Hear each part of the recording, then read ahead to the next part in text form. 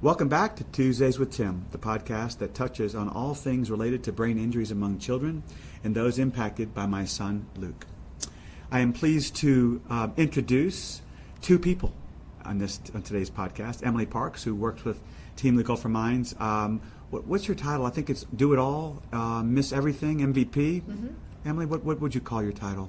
All of those things. Exactly. All the things. So Emily has been with us this year, helps us with communications, of course, and fundraising, and so blessed to have someone so talented join us this year. And also here with Erin Finkelstein, who has so generously offered her time for our conference and had an incredible talk today. And I'd like to have Emily discuss that with you. Yeah, well, hi. Hi, thanks for having me. Thank you. And thank you, Tim. We always like when we get to sit here and talk with you. Well, you're so much fun. I've been called other things, but we'll go with fun. Okay, so Erin, you had a really a very full session. I've been walking around helping parents that are looking for their sessions or where are they going, and I got asked a lot about yours. And you talked about compassionate touch, awareness through movement, and it's part of a larger system or service, isn't it? Can you tell me more about your presentation and what it is a subset of? Sure. So it's the Feldenkrais method, and Moshe Feldenkrais was the first neuroplastician, if you can believe that. I call him the first neuroplastician because he taught people how to move and become aware of themselves through movement before anybody else was really doing this, especially with kids with cerebral palsy. He worked with high-level athletes, and he was a scientist himself, but he was also the first judo master in the Western Hemisphere. He started the judo club in Paris, which still runs today in the 30s, which is kind of cool.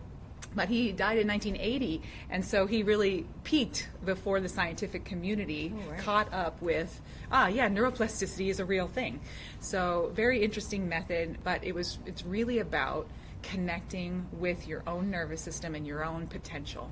And so my talk was about, and it was really an experience for everyone, of how to connect with yourself and with your child through touch, through not being able, through getting over the fear of touching your own kid in an intimate way, and to start to play with movement in a way that isn't about what you do, but how you do it. Because a lot of the times, parents want to know what to do, what exercises to do. And I said anything is good as long as you have this connection to yourself, and you know yourself, and you can connect with their nervous system in a way that elicits a response in their own awareness. So that's one thing that we don't talk a lot enough about in this community, is the self-perception of what's going on in that person that you're working with. Observing what can they do really well. How can we celebrate that, and how can that be the starting point to see, if they really extend so well, right? And that's a problem with CPC sometimes. Look at how well they do that. How can we support them to do that, then give them options through their skeletal system. So becoming aware of how the skeleton moves feels really good right. for all adults.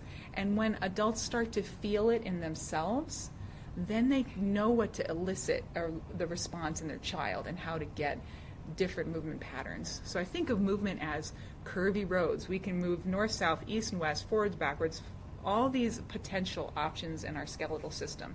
And we don't need a lot of equipment to do that. But we need our own attention, our own awareness, and that's really what Feldenkrais tapped into.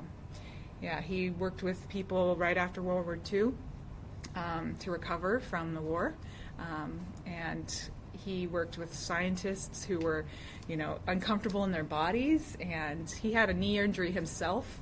And the doctor said, well, it's like a 50% chance you'll be able to walk on it again. He said, those are not good odds for a scientist. You can imagine knee surgery in the 50s. Oh, I don't want to imagine that, no. And he thought, well, if I walk 100 steps and it doesn't hurt, and then something changes, and the 101st step I take, what did I do differently? So he was one of the first people to create this idea about habits, habitual movements, and how to change your habitual movements, no matter what your condition is.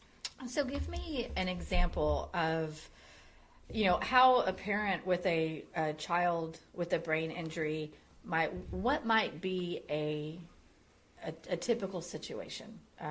Would it be, or, you've also talked about children with CP.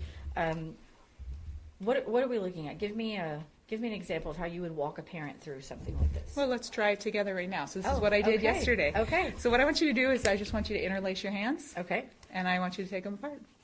And I want you to do that a couple of times. You too, Tim. Okay. Follow directions, Tim. I am down here. And I just want you to do that a couple of times. And I want you to feel how you do that. You don't think about it, right? Right. It's just a habit that you do that. Now, which thumb do you have on top? My right thumb. My left. Okay? Oh. So that's a particular habit. So a lot of times with habits, we think they're good or bad. Well, it turns out every single movement you make in your nervous system is a habit. So now slowly go and put the other thumb on top and feel what that's like. Well, silence in the room. It took you a few seconds, didn't it? Well, Yeah. I had to figure out if I had to actually move both of my hands or Yeah. if I could just move my thumb. It feels weird. Yeah. It's not normal.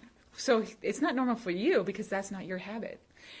And it's the same for you. It's not normal for you because that's not your habit. Now, apply that thinking Okay. to every single movement you make or don't make. So if your child, that's a very simple experience of how hard it is to change a habit, right?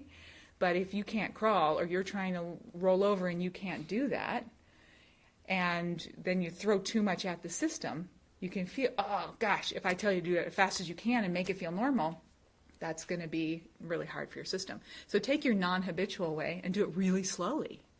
So slowly that you can make sure your breath is actually moving. And what can you become aware of? Do it several times. And what happens? Can you start to feel which fingers touch the other fingers first? Yes. So what you're doing is you're eliciting that response that we're talking about of getting your awareness of your sensorial body, right, your sensorial synapses to fire correctly. So the more you're aware of, the more you can sense, the more you can make distinctions and changes in your movement patterns, which is what we want out of these kiddos, right? We would like them to be able to move better.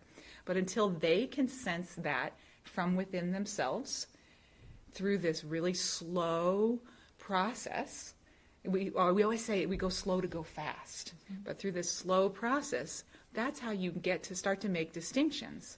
So I usually get a lot of kids that have tried all other therapies, and they're like, well, we'll try this one now. And then oftentimes it's the craziest things happen. Sometimes they start to talk or say things that they haven't said before. And sometimes they start to move in ways that I don't even know what's going to happen, but they go home and they try something different because we've put their nervous system in a condition for learning, not fixing. So when we see parents watching therapy, they're watching what the therapists do. Mm-hmm. But what can parents do when they're at home to make this happen for their child? They can touch their children in this way, really slowly and lingering, and help them to start to discover where their skeleton is. We talk a lot about muscles that aren't working, right? But I am a musician, and I have to tell you that I had to learn through this method how to stop certain muscles from overfiring. And it wasn't through stretching. It was literally from learning how to feel how the bones worked together. So you can, with your own hands, start to discover what is the shape of your own collarbone. Mm-hmm. And can you linger there? And can you really feel your hand feeling your own skeleton? Or do you feel it from the inside out or the outside in? You can feel yourself from two perspectives. But a child with a severe brain injury. Yeah. So my son, Luke, who had an anoxic injury. Yeah. And if I were able to do that kind of touching, mm-hmm. how do I know, though, that there is a response? I think any parent listening would want to know, Oh, how yeah. does he or she know? That there's a response. Because when you pay attention like this, you can see it. You can see something in their eyes respond to this. Even If my eyes are not engaged, then how would I see? Yeah, you will feel it in your hands. You will feel them breathe easier. If they are breathing easier, they're functioning better. I always tell people, if you can breathe, you can improve. So if all we're doing is working with, can you help that person feel their rib cage? Can you see any movement change underneath your hands? So I have an ebook, a free ebook that I wrote for this conference as well. And in there I go through 7 steps. And one of the steps in there is once you make contact with your child and you're really listening with your hand, really listening with what do you feel? Being really honest. Do you feel anything? Most of the time we don't because we don't think this way. But when you really start to let that sink in, then go with whatever they do. Don't fix them. Go with the first pattern they see. So one mom came up to me and said, well, my daughter goes into extension and everybody tells me to just fold her, but I can't do it. She's too tight. I said, great, go under her shoulder blades and support what she's doing so she can feel what's happening. Almost always when that happens, the child pushes back, and then I go to the other side and I say, okay, here's extension, here's folding. So then I start with the movement. So instead of trying to fix, you go where the child is moving to get underneath that area So they to can see they feel. can feel that. So they can feel it. They don't know what they're doing. If you don't know what you're doing, you can't do what you want. And you can't learn what you're doing through language. This is your brainstem, right? It's like watching a baby learn how to walk. They don't all of a sudden get up and run. They literally it's like time moving in slow motion. So even if your child is wailing and moving really big, you can have soft, connective, slow, healing hands that allow you to help their nervous system calm down and help your nervous system calm down. So let me ask, when I first was putting together the description on your discussion, the very first line said, how often do you touch your child? What is the baseline of the connection between you and your child? Talk us through how, if a parent is able to do this at home and they use this method, what's the improvement that you see? What is that? So if you start with a baseline, you got to go somewhere. Yeah. Talk to us about the ups and downs of it. Right. So that idea that you're touching your child all day long, but not really being conscious of it is, we all are busy, right? And we're all touching electronics all day long. And this kind of approach leads you to places that you can't even fathom. I mean, one child in one lesson, the next lesson, after doing some of this work, blew out his birthday candles for the first time. He was 7 years old. Another child, his brain has been growing like crazy right now, and he's holding his head up for the first time. And it's because what we're doing is we're getting the nervous system to feel itself in space so that it can start to coordinate movement on its own. And sometimes it takes a lot of lessons. And so that's why I started a small foundation. I have a fiscal sponsorship, so I can take donations, tax donations, because I want kids to get as many lessons as they possibly can and need, because this really, I've seen so many miracles with this that, parents will say, one kid just went home and started talking. And I can't describe exactly why scientifically that's happening. And of course we want everything for everyone, but it's about really listening to whatever that person can do and getting out of this fixing mentality and into just following wherever the system can go. And what conditions does it need in its nervous system that we can create in our hands through movement that it can't come up with on its own. Right. Yeah. When I knew that Luke was in there, when I asked him to move his tongue, and he moved his tongue. But what really made our time so special is we had a chair, and I had a pillow, and I had Luke as if he were a little baby, holding him in my left arm. But once I had him in that position with his legs over the other side of the chair, I could sense that he was happy, that he felt good, because I was holding him in a different position. He was relaxed. So I certainly am a perfect example of someone who knows how touch affected my child. Yeah. So I am 100% in agreement with this. And I think that's what parents during this conference have learned by listening to others. And how did this affect you, and how did this impact you? Well, what you're telling me, I can tell you, was important, because I was always that way with my son anyway, holding him, giving him a kiss on the cheek, and holding his hand. So he enjoyed that. But laying in bed versus being with me was different in how I could see from his eyes and just from his body. Yeah. Yeah, you can learn to listen to a body by the way it moves.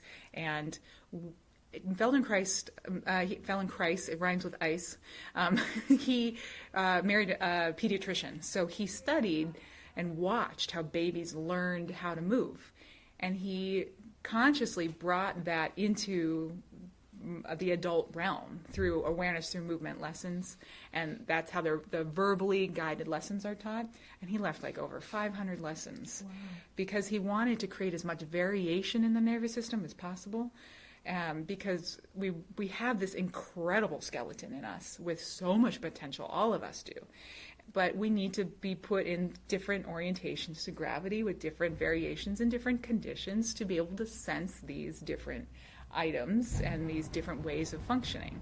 And man, it feels good once you make friends with your skeleton. I mean, it is like it's so much stronger than muscle. Ask the Egyptians, right? Yeah. Those bones last forever.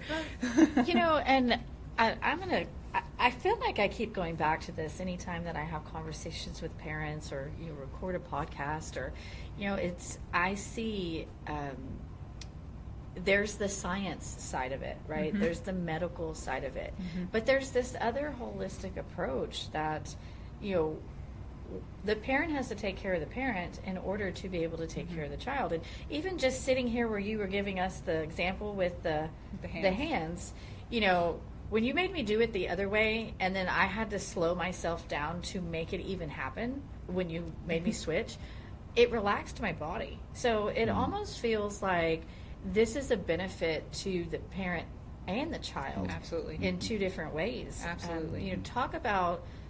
Tell us about that. How does this serve or can serve as self-care and the benefit there? Absolutely. So I actually have a membership where I teach online. After the pandemic, we all went online, and I have a huge library of lessons, and they range from 20 minutes, because who has time anymore, to a full 60 minutes, and they go through, there's a whole series on stress, there's a whole series on the jaw, there's a series on all different parts of the body, but you don't have to even do a whole lesson. Even just the act of lying on the floor can reset your nervous system. You don't even have to do anything except for try to just listen to how you're interacting with gravity. I do that all the time throughout the day as an adult. I am laying down. You just lay on the floor, huh? Yes, I haven't done it here, but I might do that. I'm sure my 6-year-old would look at me and wonder what's going on. I'll just say, I'm lying on the floor. But what that does is it switches off that, that fight or flight mode that we're all working on some level every day in that cycle, right? And it switches it off for just a moment. You can go into that parasympathetic, calm your nervous system.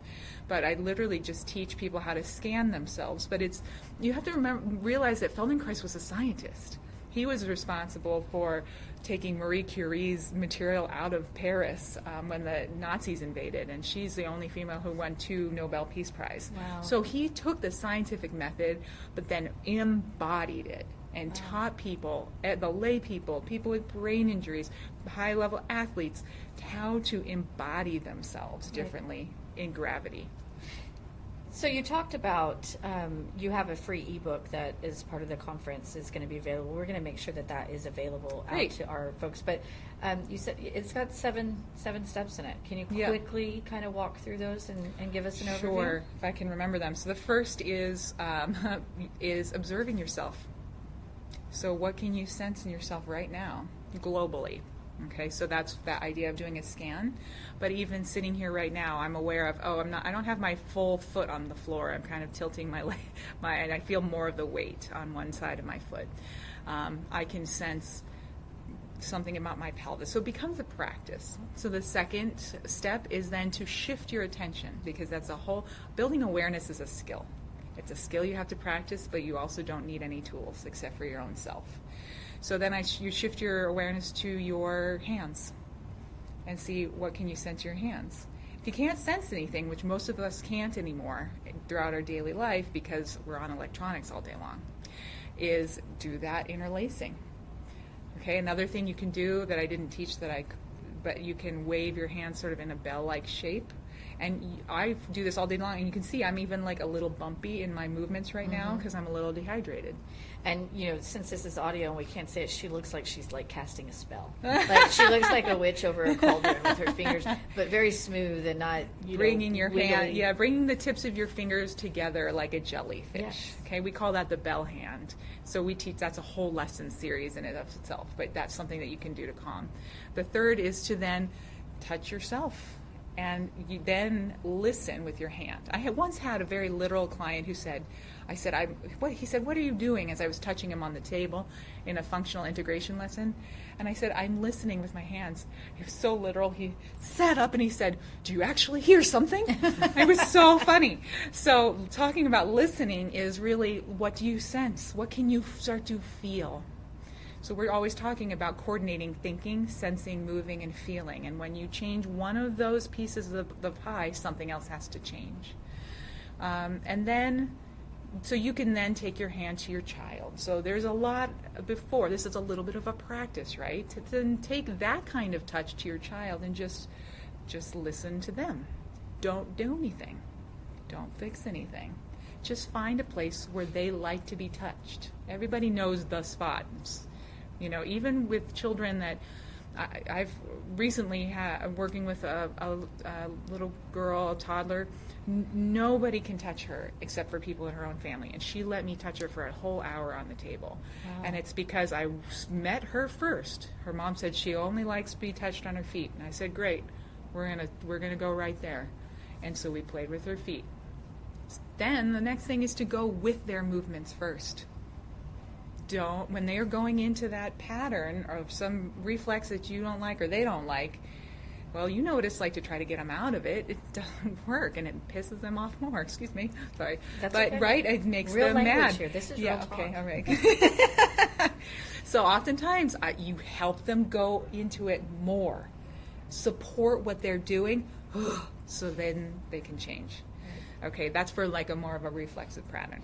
But if you're just playing with movement, with their leg or with their hips, right? Hip joints are a big thing with these kiddos, and trying to get the hips to form right and getting the gravity to go through there. Well, if they aren't organized in space to be upright yet, you can do a lot of that through moving their leg. So you first go with them, go where they want to go, and then you don't have to be an anatomist to work with your kiddo. Think about cardinal directions: north, south, east, and west. Your